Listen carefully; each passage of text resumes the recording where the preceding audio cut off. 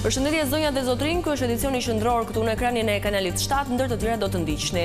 E ngarkuara me punë e Shteteve të Bashkuara në Tiranë, Nancy Van Horn takon presidentin Begaj, biseda mes tyre një ditë pasi qeveria kërkoi zgjedhje në 6 bashki. Partia Demokratike vion negociatat me aleatët për kandidatët e Tiranës, diskutohen 3 emrat e parë: Ermal Hasimaj, Edlira Çepani dhe Florian Haçkaj. Tetori është muaj ndërgjerësimit për kancerin e gjirit, rritet numri grave dhe vajzave të prekura nga sëmundja, mjekët bëjnë apel për më shumë kontrolle. 157.000 shoqëri mund të paguajnë taksat e makinës dhe online. Shërbimi në portalin i Albania sjell kursive të kollësve të parave për drejtuesit e automjeteve.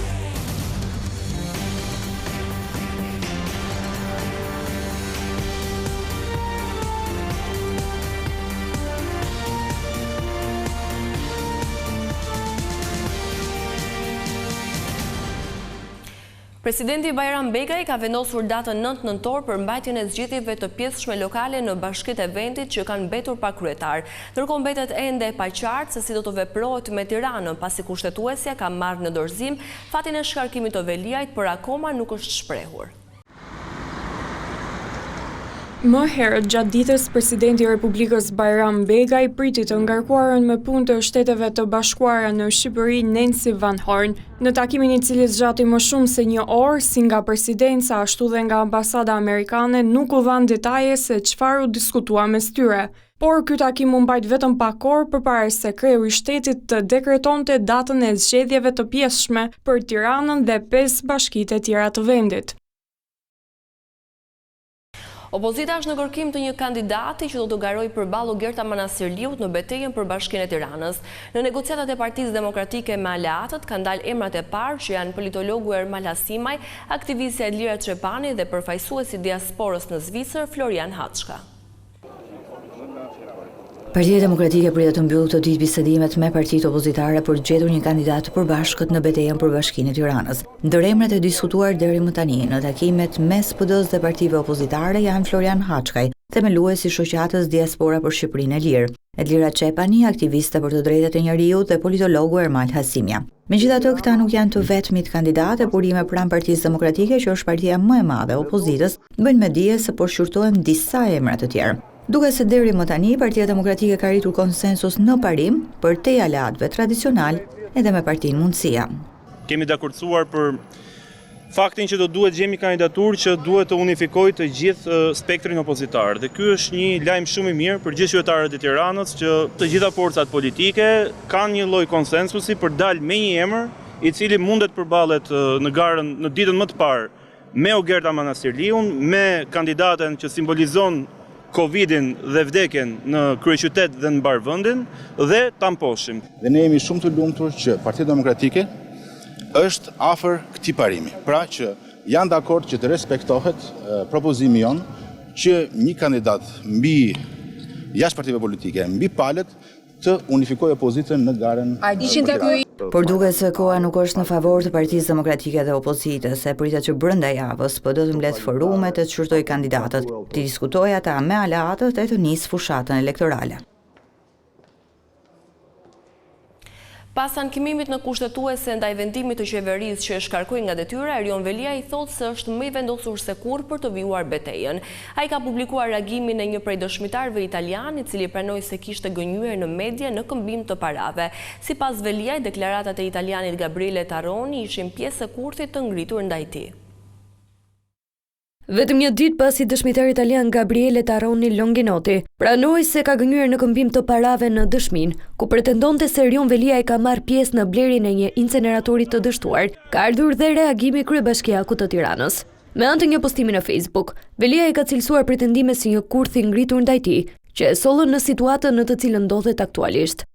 Po postoj për të gjithë rrëfimin e parë të një serie rrëfimesh, nga ata që me ose pa dashje kontribuan në kurthin e ngritur ndaj meje, që prodhoi një hetim të paligjshëm nga anonimati. Lexojeni se prej kësaj gënjeshtre të parë nisën protestat e rreme, u amplifikuan me kallëzime anonime, u ngjizën akuza me kërcënime dëshmitarësh e u bitis me shkallmimin e kryeqytetit ton, Tiranës.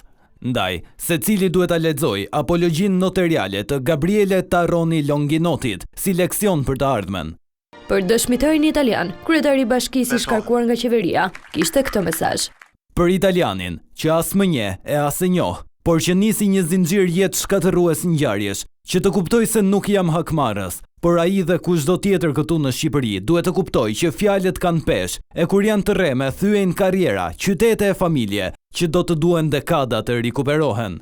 Velia i thotë se do të luftoj betejën jo vetëm për veten e tij, por edhe për qytetarët e Tiranës. Dua t'u them se unë jam i burgosur, por nuk jam në burg. Jam i qetë dhe i çliruar në ndërgjegjen time. Shpresoj që të keni fuqi të çliroheni nga burgu i ligësisë suaj ku keni mbyllur veten, pasi e vërteta e rrëfimit do t'ju bëj të lirë. Por, më rëndësishmja e bëj për çdo shqiptar që jeton me frikë, mos përgjohet, kërkon linjë të sigurt të flas me të shtëpisë, kthen kokën pas, mos po e ndjekin, vë gishtin mbi buzë se mos dëgjohet, apo fshe telefonin poshtë vitheve në karrike. Reagimin e tij, Erion Velia e mbylli me disa pjesë nga rrëfimi i Gabriele Taroni Longinotit, i cili shprehet se nuk është takuar kurrë me kryebashkiakun e Tiranës dhe se nuk ka njohuri që ai ka marrë pjesë në blerjen e një inceneratori.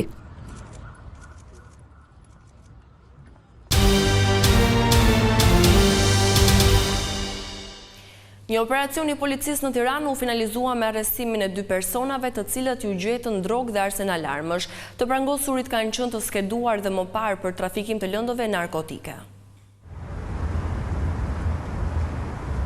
Një arsenal armësh dhe drogë janë zbuluar nga policia e Tiranës në operacionin e koduar Kombinimi, i finalizuar në Kamës dhe Kurbin. Në pranga kanë rënë 2 persona, emra të njohur dhe të dënuar më herët në fushën e narkotikëve, ndërsa në banesat e tyre u gjetën armë të ndryshme, lëndë plasëse dhe municione luftarake.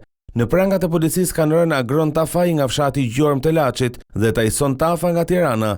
2 të arrestuarit u kapën në Basore, teksa qarkullonin me 2 automjete të ndryshme. Në momentin e arrestimit, efektivet i gjetën 4 kg kanabis, i gatshëm për të shitur në doza në zonën e Kamzës dhe Basorës. Ndërkohë gjatë kontrollit në shtëpinë Agron Tafajt në Gjorm, blut zbuluan një ambient të përshtatur me llampa për kultivim kanabisi, ku u gjetën 48 bim dhe 120 fidan narkotik, si dhe 7 kg kanabis të tharë. Gjithashtu në banesën e 53 vjeçarit, policia sekuestroi 4 kallep të rretoli, 2 granata e të tjerë. Ndërsa në banesën e 27 vjeçarit në Tiranë u gjet 1 kg kanabis. Efektivet po punojnë për të zbuluar emrat e personave të tjerë të përfshirë në këtë aktivitet kriminal.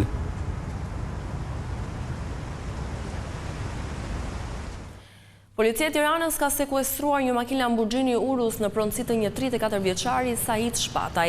Ky i fundit rezulton me precedent penal për disa vepra, ndërtohet edhe për vjedhje dhe përvetësuar padrejtësisht detyrën shtetërore. Për të fshehur të ardhurat që dyshohet se rrjedhin nga veprimtaria kriminale, Said Shpataj e kishte regjistruar mjetin luksoz me vlerë rreth 160.000 euro në emër të një kompanie ndërtimi. 34 vjeçari, i cili jeton kryesisht në Amerikën Latine, ka refuzuar të ndalojë 2 herë policisë për kontroll, por së fundmi ai është ndaluar dhe i është nënshtruar verifikimeve. Said Shpataj është arrestuar më herët për vjedhje e mashtrim si edhe për dhunë në familje. Në kuadër të nisjes së muajit të ndërgjegjësimit për kancerin e gjirit, Instituti i Shëndetit Publik ka publikuar shifrat e fundit për sëmundjen. Numri grave dhe vajzave të prekura ka shënuar rritje, ndërsa specialistët përsëritin apelin për kontrolle të vazhdueshme. Kanceri i gjirit ka shënuar rritje nga viti në vit. 224 gra humbën jetën nga kanceri gjatë vitit të kaluar, ndërsa u regjistruan 805 raste të reja. Për vitin 2024, bazuar në regjistrin kombëtar të kancerit, janë diagnostikuar 805 raste të reja me kancer të gjirit. Është një incidencë që gjatë 10 vjeçarit të fundit ka ardhur gradualisht në rritje dhe është rritur mesatarisht me 2.1% çdo vit. Në fakt, kjo dhe fal ndërgjegjësimit të popullatës, vdekshmëria është pothuajse stacionare, madje gjatë 10 viteve të fundit bëret një rënje e lehtë e nivelit të vdekjeve nga kanceri i gjirit nga viti 2015 deri në vitin 2024. Në vitin 2024 ka ndruar jetë 224 gra nga kanceri i gjirit. Drejtoresha e Institutit të Shëndetit Publik, Dorina Toçi, thotë se fatmirësisht vitet e fundit të shënuar një rënje e incidencës së kancerit të gjirit tek moshat e reja. Nuk kemi rritje të moshave të kancerit të gjirit tek moshat e reja. Madje kemi një ulje të lehtë të incidencës së kancerit tek moshat nën 50 vjeç dhe rreziku rritet me moshën. Grup mosha që është më e rrezikuar për kancerin e gjirit është grup mosha 50-70 vjeç. Nëpërmjet mamografive depistuese, të cilat kryen në të gjitha spitalet rajonale të vendit, gratë mund të parandalojnë në faza të hershme kancerin e gjirit. Mamografia është një shërbim që ofrohet falas për të gjitha gratë. Gratë mund ta marrin këtë shërbim në spitalet rajonale të vendit, në poliklinika dhe në Tiranë, pranë poliklinikës qendrore, në maternitetin Mbretëresha Geraldin dhe në spitalin qendrën spitalore universitare Nën Teresa. Kanceri i gjirit mbetet shkaku kryesor i vdekjeve të gratë dhe më i shpeshti që diagnostikohet në mbar botën, por ndërgjegjësimi dhe kontrolli i hershëm mund të shpëtojnë jetë. Vajzat e gratë kanë një mundësi më shumë për të kontrolluar shëndetin e tyre sa i takon kancerit të gjirit. Një paketë e posaçme është ofruar nga grupi i biznesit Eurosig Insigu Bank për të kryer analizat e plota të gjakut dhe të mamografisë. Grupi Eurosig, Insig, UBA Bank në kuadër të fushatës sensibilizuese të Tetorit Roz prezantoi një paketë shëndetësore me vetëm 50 euro, e cila përfshin analizat dhe kontrollet bazë për parandalimin e kancerit të gjirit.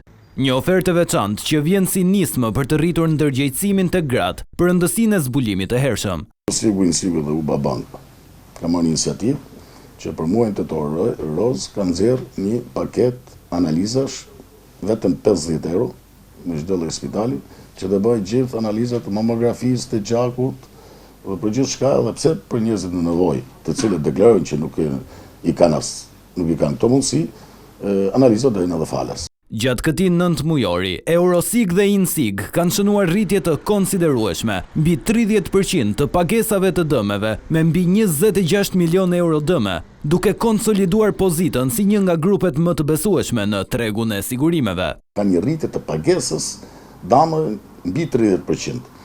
Po kështu, Eurosig Kosova ka mbi 52%. Qenësi suksesit është të qëndrueshmëria e grupit, të shpejtësia në kohë reale që bëhet për klientat tanë dhe të vlerësimi sa më real i këtyre dëmeve. Presidenti i grupit, Morinaj, shton se muaji nëntor do të sjellë në vendin ton një konferencë të përmasave të mëdha për sektorin e sigurimeve. Lajmi i mirë është në muajin nëntor Federal Reserve bën një konferencë shumë të madhe për industrinë e sigurimeve në Shqipëri, gjë e cila ka kohë që po punohet, që mbi 2 vjet që kur ishte drejtori Ervin Meta, dhe është një lajm i shkëlqyer të cilën rrallë vende e kanë përfat për ta pasë.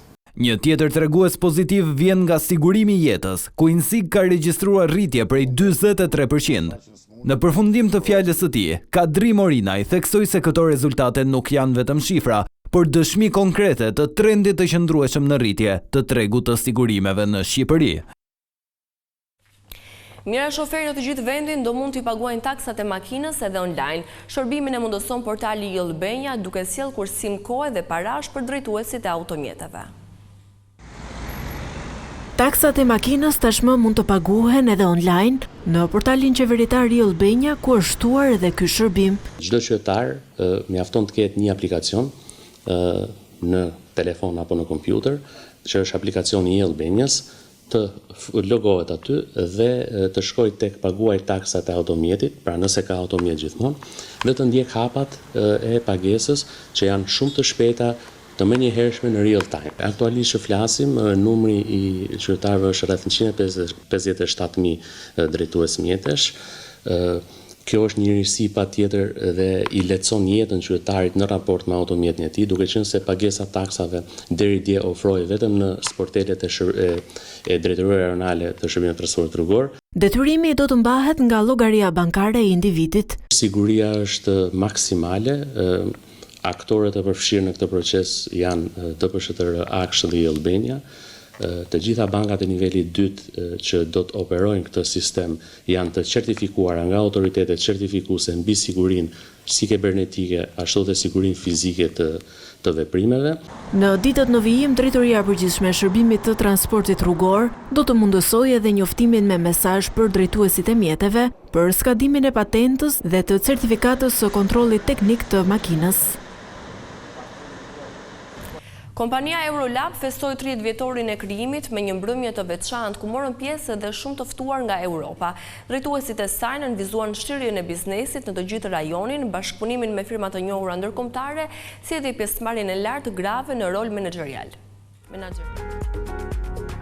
Përfaqësues të kompanive më të njohura në Europë vizituan Tiranën dhe u bashkuan me yjet e artit shqiptar dhe njerëz të biznesit në nder të festimeve të 30 vjetorit të kompanisë Eurolab International Group. Rrugëtimi i 30 vjeçari kompanisë me themelues Dritan Bella ju prezantua publikut përmes një reportazhi të shkurtër. Ndërkohë që administratorja e Eurolab, Erila Vela, e cila e ka drejtuar kompaninë që nga viti 2014, tregoi disa nga arritjet kryesore në menaxhimin e kompanisë, duke përfshirë shtrirjen gjeografike në 10 shtete të rajonit: Shqipëri, Serbi, Malizi, Sloveni, Kroaci, Maqedoni e Veriut, Kosovë, Bosnjë-Hercegovinë, Greqi dhe Qipros, si dhe bashkëpunimin me kompaninë ndërkombëtare të listuara ndër 5 më të mëdha në botë në kategoritë përkatëse, përdorimin e energjisë së gjelbër në zyra, fabrikë dhe automjete, si dhe faktin që Eurolab ka sot gra dhe vajza mbi 50% të ekipit dhe mbi 50% mbajnë role menaxheriale. Si përmarrësi dhe ortaku i vetëm i kompanisë Dritan Bella i tregoi edhe se si emri Eurolab lindi nga ambicia e tij për ta bërë labërinë origjinën e tij të famshme në Europë. Emocionet të veçanta u përjetuan në ndarjen e çmimeve, 30 vite partner, 30 vite klient dhe 30 vite punonjës. Në një atmosferë të ndërtuar mbi promovimin e kulturës, muzikës dhe ushqimit tradicional shqiptar, të ftuarit shijuan performancat e artistëve Olen Cezari, Juliana Pasha, grupi polifonik dhe ansambli Vallëve. Viti 2025 shënoi një tjetër gur kilometrik në historinë e Eurolab, blerjen e fabrikës Stefani & Co, ndërsa në këtë event u prezantua edhe etiketa e re birrës Stella me shijen e re. Kjo gjithçka e përgatitur edhe për këtë edicion informativ. Unë ju falenderoj për vëmendjen tuaj. Bashkë, mirupafshim.